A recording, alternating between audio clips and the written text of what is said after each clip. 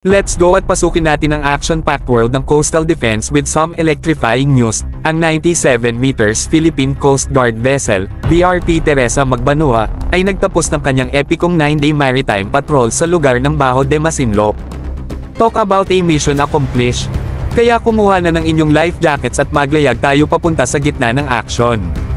Imagine mo to, ang BRP Teresa Magbanua na sumusugod sa alon, ang kanyang maamong silwetang tumatawid sa horizon habang nagpapatrolya sa mga tubig sa paligid ng Bajo de Masinloc.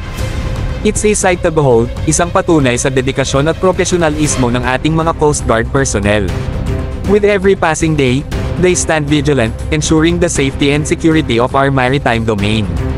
Pero ano nga ba ang nangyari sa loob ng 7 nakaka-excite na araw sa dagat? Well, let me tell you, it was a whirlwind of activity.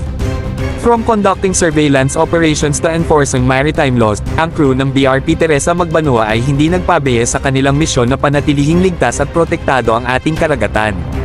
At huwag nating kalimutan ang kahalagahan ng Bajo de Masinloc, ito ay higit pa sa isang tuldok sa mapa. Ang munting ngunit malakas na reef na ito ay may estratehikong kahalagahan, na naglilingkod bilang simbolo ng ating soberanya at isang tanglaw ng kapayapaan at katiyakan sa rehiyon. Pero ang tunay na kahanga-hanga sa misyong ito ay ang di matitinag na pagtitiwala ng ating mga Coast Guard personnel.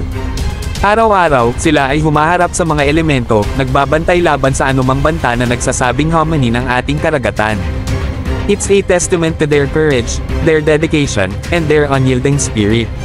Kaya narito ang papuri sa mga matatapang natin na Philippine Coast Guard, na patuloy na nagpapakita ng kanilang husay at dedikasyon sa pagpapanatili ng seguridad ng ating karagatan at baybayin. With vessels like the BRP Teresa Magbanua leading the charge, we can rest assured knowing that our maritime domain is in good hands. Anchors away, mga bro, because the adventure on the high seas never ends.